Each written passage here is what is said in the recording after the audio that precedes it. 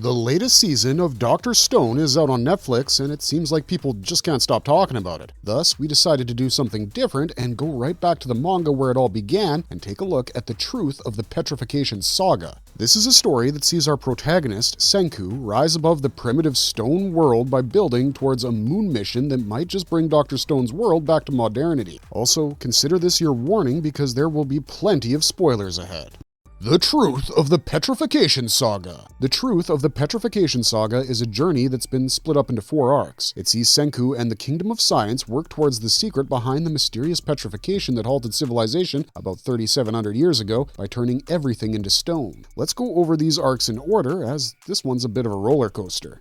New America City Arc. Chapters 139 to 169. The New America City arc is the 10th story in the Dr. Stone saga that spans about 30 chapters from issue number 139 to 168. It functions as the introductory arc for the new saga. It begins in the aftermath of the conflict with Tsukasa when the Kingdom of Science is still pondering a message from the series' chief antagonist, Y-Man, that has been recorded in a voice that belongs to none other than Senku himself. Ryusui predicts that the Y-Man will contact them again, especially since they now appear hostile. In this arc, we begin to see the Kingdom of Science's commitment towards determining why their enemy is on the moon of all places, and the first thing they would need to combat their foe would undoubtedly be a space shuttle. However, this would be an endeavor that requires materials from across the globe, and thus, the great journey towards America begins. For this, they employ the great ship Perseus, which was built by the Kingdom of Science in order to cross the Pacific Ocean. Our hero, Senku, determines that in order to complete the moon mission, they would need a scientist, a pilot, and a warrior. Fortunately, they already have the strongest warrior, Tsukasa,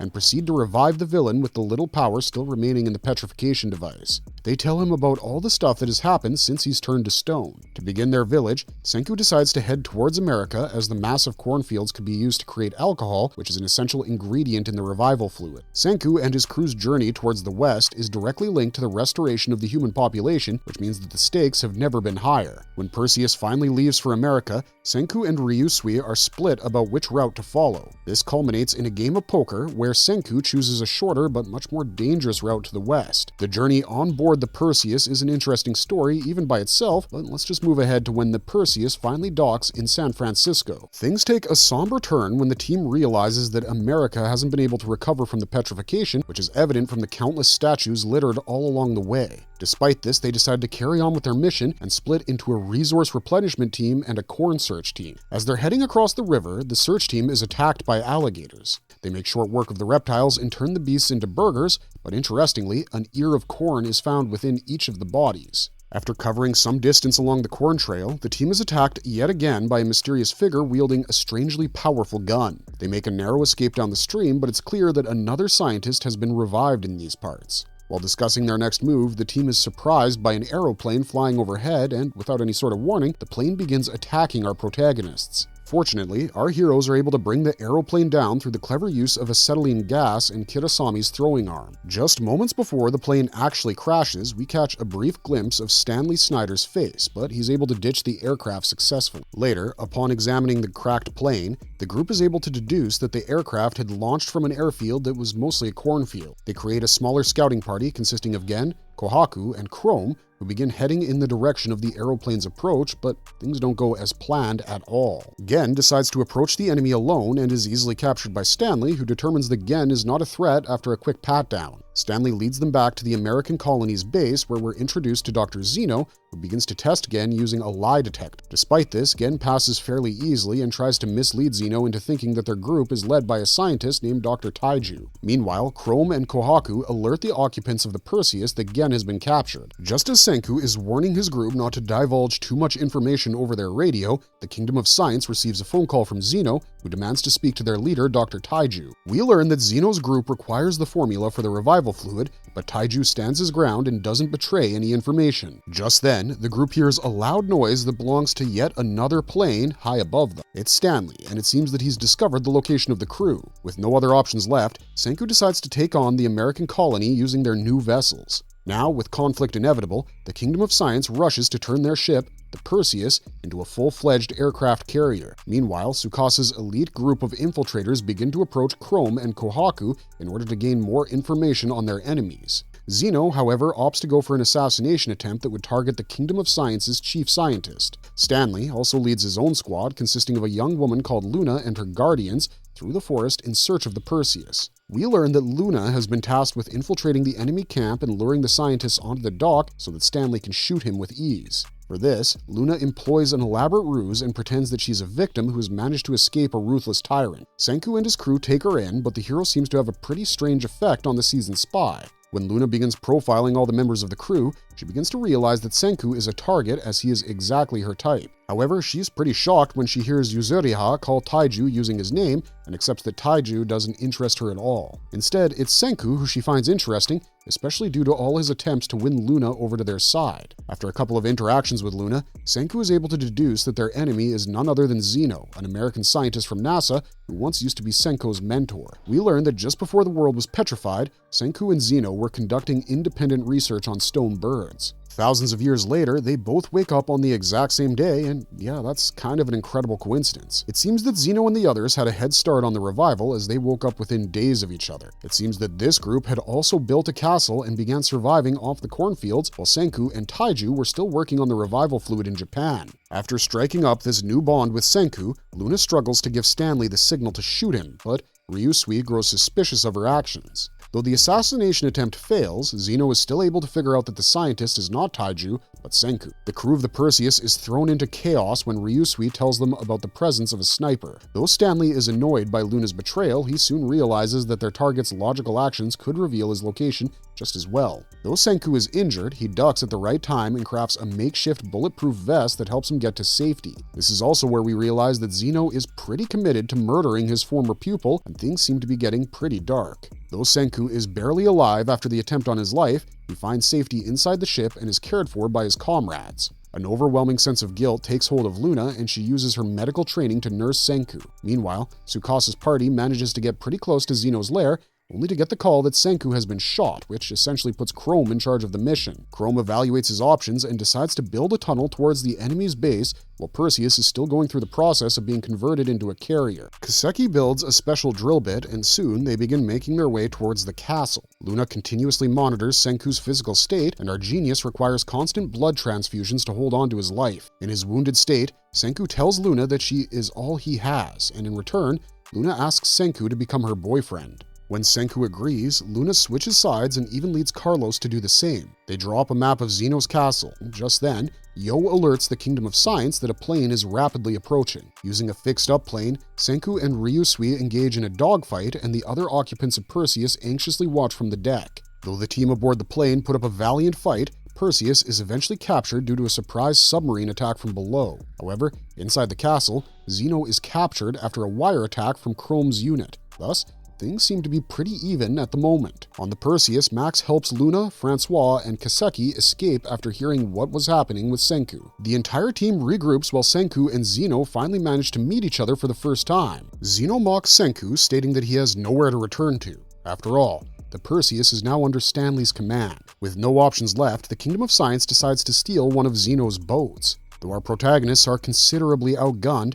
Senku uses his diplomacy and appeals to Brody, the most reasonable American. He gives Brody the revival fluid in exchange for the safety of the prisoners and expresses hope that they will establish a new city. Though Brody agrees to the proposal, he warns Senku that Stanley will not stop until he gets his favorite scientist back. Senku hands the negotiations over to his captured friends, with Nikki and Minami taking over as they're the most fluent in English. Brody frees the prisoners and gives them permission to build Corn City. However, they are to remain under surveillance in order to prevent any other untoward incidents. Since there's only one way to get back out to sea, Senku decides to tie the petrification device on the prow of their ship. This gets everyone to back off, as being petrified is a very real threat in this stone world. With a final farewell, the smaller vessel heads back towards South America, while Stanley continues to pursue them. South America Arc.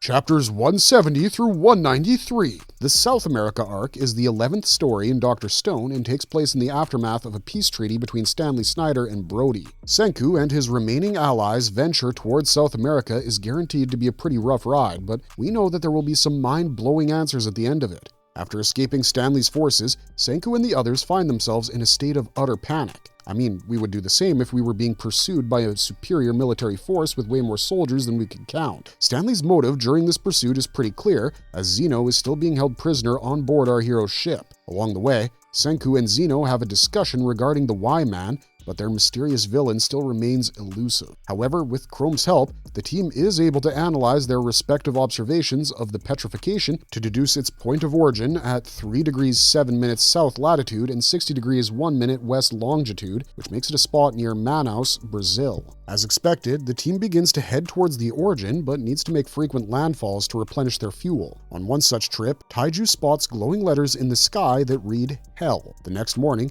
the team begins to trace the letters and arrive at the small hut that is being inhabited by Chelsea Child, a young geographer who has been stranded alone after a revival. She decides to join the team as a guide, and her first suggestion is for them to build motorcycles to cross the Andes mountain range. However, Perseus starts catching up to them, and they use Chelsea's kites as a sail to increase their speed. To create even more distraction, the team uses the American radar expert Leonard's skills against him by redirecting the amphibious mobile lab towards the Panama Canal. The Perseus falls for this decoy, which leaves the Kingdom of Science with enough time to collect rubber from shore. Eventually, Stanley catches up to the mobile lab and ends up destroying it. He hastily returns back to their original course, which leaves our heroes with just a couple of days to craft about 6 motorcycles. Though the team succeeds in making their escape, Tsukasa and Ryoga are both shot, which considerably reduces their fighting power. Meanwhile, back at the Corn City, Omura retrieves the petrification device from the bottom of the river. Brody agrees to let the Kingdom of Science examine it, but remains highly concerned about their true intent. Ryusui concludes that they would need an expert watchmaker to take the device apart, and thus, they revive a guy known as Joel Gear. Though Joel is able to get the petrification device working again, he ends up using the last bit of its power by petrifying himself again. However, the incident confirms that the device isn't permanently broken. When the exploratory team finally arrives in the Andes, they utilize the newly created motorcycles to get to the Amazon rainforest. Stanley realizes that it would be impossible to trace our heroes via a plane in the dense rainforest, and thus he chooses to cut their escape route. Despite the danger, the Kingdom of Science marches forward and chances upon an enormous pile of petrification devices. Though all of the devices are duds, they can still be used for examination and analysis, which could be used to take Joel's research even further. The team also begins to craft a stealth ship that could help keep them out of Stanley's reach. After extensive efforts, the teams working on the petrification devices come to the conclusion that the power source for the whole thing is a flawless diamond. Thus, they begin fashioning a diamond in Corn City and succeed in making one. Despite this, the machines won't work as they require naturally occurring diamonds, and we know what the team must acquire next. They head to Araxa, which is known to be home to countless rare materials, and begin building a fort that could withstand their inevitable final battle with Stanley. Their ultimate goal is to get their hands back on the Perseus, as this would allow them to continue their travels around the globe. Though the fighters aren't optimistic about their chances, the scientists create a number of booby traps that could grant the Kingdom of Science an advantage in battle. While working on the petrification devices, Kaseki and Joel finally have a breakthrough when they realize that the diamonds would have to be cut in a specific way to align to the cleavage planes. Meanwhile, Suika decides to head away from the battlefield in order to revive everyone after they get petrified, according to the original plan. However, she's ambushed by Stanley's attack force. Suika bolts while Francois throws a knife at their Matsukaze and Ginro, which allows them to get out of their constraints. Ginro tries to fight, but as we all know, a stick is no match. Francois surrenders, but succeeds in sending one last message to Corn City. Though the kingdom has no working device yet, they try to buy all the time they can for Kaseki. They use a number of tricks like recorded gunfire to open their attack. Though Kohaku, Tsukasa, and Hyoga manage to destroy the communication device on Leonard's back, the team ends up paying for it with their lives. The kingdom sends away Luna and Chelsea to safety, while the others find shelter inside the fort and hope for an unlikely miracle. Stanley's men begin a full-fledged assault that covers the entire fort in gunfire and grenades. As a result of this assault, both Taiju and Ryusui are left grievously injured, and it seems that our heroes are left in an extremely tight position. Despite this, Kaseki continues his efforts and receives a phone call from Joel just in time. Turns out that Joel was finally able to get one of the devices working, but Brody had confiscated the thing and put it into a safe. Now, with nothing left to lose anymore, the prisoners of the Corn City began to fight back. In a suicidal maneuver, Magma attacks the enemies head-on and is able to get to the safe. The team is able to get the device to activate, and with the wave of petrification rapidly approaching them, Chrome and Senku discuss there are options for revival since all of their backups have already been captured. To make matters worse, Senku is also shot, but fortunately, Suika manages to escape with a bag of revival fluid. Meanwhile, Stanley is also reunited with his leader Zeno, but both of them must now survive the Petrification beam. They realize that the revival fluid has been stolen by Suika and decide to give chase. They're able to set up one of the bottles on top of the towers just as the beam hits, while Suika stands waiting just below. As expected, the terrifying beam of light finally gets to our heroes and petrifies the world once more. New Stone World Arc, Chapters 194 to 200. The New Stone World Arc begins many years after the second Petrification event. By the time we get back to our protagonists, the foliage has already started growing on all the statues and structures, but the revival fluid finally falls down onto the petrified Suika, who becomes the first to reawaken. Though she is initially jubilant, she soon realizes that she's the only one to have been revived, and the gravity of the situation finally begins to set in. She falls into a pit of despair when the memories of Senku's diligence the first time around motivate her to move forward. Suika begins collecting all the statues she can get her hands on and works hard to fix any damage sustained by them. She also discovers a map of the area along with Chelsea's statue and finds instructions for the revival fluid on Senku's body. Following the instructions as well as she can, Suika starts working on the nitric acid, but despite many attempts, she just can't seem to get it right. With no other options, she begins working on the final method to create nitric acid, which requires almost a full year. Suika perseveres through all the hard work and animal feces and succeeds in reviving Senku. Though she seems apologetic for taking so long, Senku reassures her by telling her that she worked far beyond his expectations. Now, with the genius back, it takes only 16 days to get the rest of the crew back to normal. The team celebrates their victory while Senku and Tsukasa steal away to have a private discussion. Tsukasa reveals that Hyoga had actually died in the process of destroying Leonard's communications device, but the petrification seemed to have healed even death. Chrome rejoices at this realization, and they proceed to revive Zeno as they require his help to get to the moon. After a brief exchange of information, Zeno agrees to help the Kingdom of Science, but only if Stanley's sentence was reduced. Reluctantly, the Kingdom of Science agrees. After combing the lands in their vicinity for materials and dredging up the Perseus, the team began to revive other locals. Eventually, these individuals create a new settlement on Isla Martin Garcia, where Perseus has been stationed for repairs. All the American soldiers who have been revived join the Kingdom of Science in their efforts to fight the Y-Man, and in just a few days of construction, a brand new city known as Super Alloy City is found. The next challenge awaiting Senku and his team is the lack of oil reserves in South America. Thus, the team began to create biofuel which could function as an alternative fuel for the Perseus. It takes about 6 months, but Zeno is able to make his super alloy, Inconel, and Senku also perfects his liquid fuel, which is integral to the kingdom's future plans. After a few basic rocket tests, the team realizes they still have a long way to go before they can actually reach space. The next day, Ryusui comes up with a new plant that could help speed things up. He divided their forces into 3 teams. The first would be stationed in South America to improve the rockets, while the second would return to Corn City in order to revive their other friends. The third, however, would continue traveling across the globe aboard the new Perseus in order to establish more cities. Needless to say, things are about to get pretty interesting. Globetrotting Arc, Chapters 201 to 212. The Globetrotting Arc begins with the new Perseus leaving South America. It seems that the new ship is an even more advanced version of the old one, and the crew has even learned Morse code in order to establish communication over long distances. However, as they travel across the Atlantic, the team receives a pretty ominous message from the Y-Man, which reads, "Do you want to die?" Before the team can respond, the Y-Man stops broadcasting, and it seems that the main antagonist has never been more threatening. Believing they're on borrowed time, the crew heads to Barcelona to get their hands on fluorite, but along the way, Francois and Ryusui begin expressing a desire to obtain olive oil. This is followed by a couple of light scenes where the crew revive a bunch of inhabitants and feast on the local food. They eventually get their hands on the fluorite they desire, which helps them build a much better telescope. After this, they head to India and find Math City. However, they also realize that the new Perseus is going through fuel faster than expected, which forces them to go and check the Suez Canal, which is a shorter route. As they are heading to the canal, they spot a small dam blocking their way and end up destroying it using Zeno's test rockets. After making it to India, they begin looking for a university founded by the Nanami Corps, as Ryusui is looking for someone named Sai. Using science to figure out the changes in the topography, they're able to locate Sai pretty easily, but the guy runs off screaming when he spots Ryusui. Turns out that Sai is Ryusui's older brother. Moreover, he's a computer savant. Sai insists that he isn't a genius, but Ryusui encourages him by reminding him how he had always lived in denial of his own skills.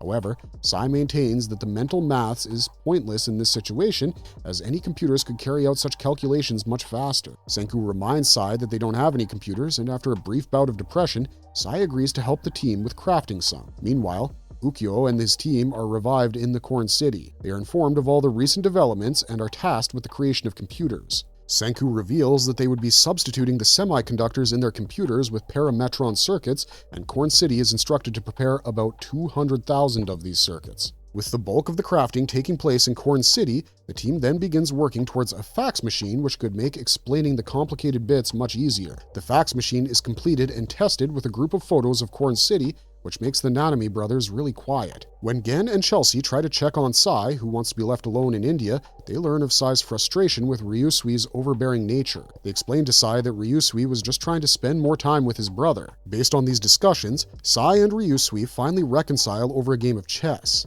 In the end, Sai agrees to stay on the Perseus. Sometime later, the Corn City team completes a calculator, and the team hosts a mathematics competition. Now armed with a fully functioning calculator, the team creates a banking system next. The next stop on the world tour is Australia, where the kingdom begins mining for bauxite and aluminum while setting up their city. Ukyo and Yo also arrive at the location, along with a petrification weapon that actually works. The guys begin harvesting rice to take back to their friends and families in Japan. Then, they reach Treasure Island, where we get an update on the rocket's launch pad from Soyuz. This is followed by a journey to the mainland where the team begins reviving villagers who had been protected from harm by a wall that Sagata and Chalk had created around them. We also learn that both Sagata and Chalk now have their own families, but their reunion with Suika is a particularly wholesome one. The Kingdom of Science also discovers that the villagers had been working on a hydroelectric dam which would alleviate all their concerns regarding power generation. Now that both the dam and the launch pad are complete, Ryusui announces that it's time for their final confrontation with the Y-Man. Moon Mission Arc, Chapters 213 to 232. After the success of the hydroelectric dam, the Kingdom of Science attains large-scale power production. They begin creating a number of other devices that are able to use this power to make their life a bit easier. The team first builds a CRT television, even though there's literally nothing to broadcast. They end up using the CRT as a screen for their completed computer, the SAL 9000, which is delivered to Japan from their friends in Corn City. Sai gets to work and rapidly creates punch cards that allow the crew to play video games. We also learn that Sai has created an AI that's smart enough to defeat Ryusui at chess. Before leaving, the others lock the petrification weapon in a safe and cover it with a vacuum-sealed glass dome for further protection, despite these extra measures. Gen and Yo are alerted to some noises, and when they head to the safe to check, the device activates and petrifies them both. The beam from the device spreads around a radius of 20 meters before coming to a stop. When Yo and Gen are finally revived, things get even more confusing, as Gen confirms that no one has spoken to the device. They put the device under surveillance and even deploy satellites that can show them where the Y-Man is on the moon. These satellites employ a simple solar panel that can also be used to power their craft. Meanwhile, the rocket components reach completion at the Treasure Island, and the Kingdom of Science begins preparing for their first launch. Unfortunately, the first rocket immediately goes off the track, spins, and falls into the water. This is followed by an exhausting series of failures, but Senku and Zeno never give up. After the 7th attempt, the rocket finally gets into space, and the Kingdom uses this new information to correct their world map. With this, Ryusui and Chelsea set off on a mission to revive all 7 billion people on Earth. Also, Kohaku discovers an ever-changing black mask on the moon that is undoubtedly related to the Y-Man. The Kingdom is still celebrating its recent victories when Suika and Chrome realize that their time for modeling rockets is up. Suddenly, Chrome has an epiphany based on Ryusui's comments and begins reworking his designs. The very next morning, Chrome and Suika hold a scientific conference where they propose that the rocket must be assembled in space to avoid further weight restrictions and allow a return flight. Both Zeno and Senku like the designs, and the two-way rocket won unanimously. To make the design process even smoother, the Kingdom creates an internet connection between all the major cities that utilize Ukamiya elastomers for the long cables. Hawaii becomes a relay point between Japan and America. The arrival of the internet allows these long-lost friends to communicate with each other yet again, and there's something genuinely heartwarming about that. Soon after this, the selection and training programs for the astronauts began with the initial criteria preferring individuals with experience experience in dealing with the petrification beam. After much deliberation, the final team, which consisted of Senku, Kohaku, and Ryusui, was selected. To aid in the construction of the craft, Ryusui creates a small-scale model of the spacecraft while Sai finishes up on a training simulator. In the ensuing tests, Ryusui tops the leaderboard. To help with the petrification, Joel creates a resurrection watch, a device that sprinkles revival fluid on the user after a predetermined period of time. That night, Ryusui decides to visit an old enemy who's still trapped in stone. Ryusui begins discussing the possibility of reviving an even better candidate for the job. As you might have guessed, the candidate in Ryusui's mind is Stanley, and after a brief discussion, Senku agrees. Stanley is revived, and after a small quiz by Zeno, he makes it evident that he is really the best guy for the job. Ryusui is a bit heartbroken by the fact that he will no longer be heading to the moon,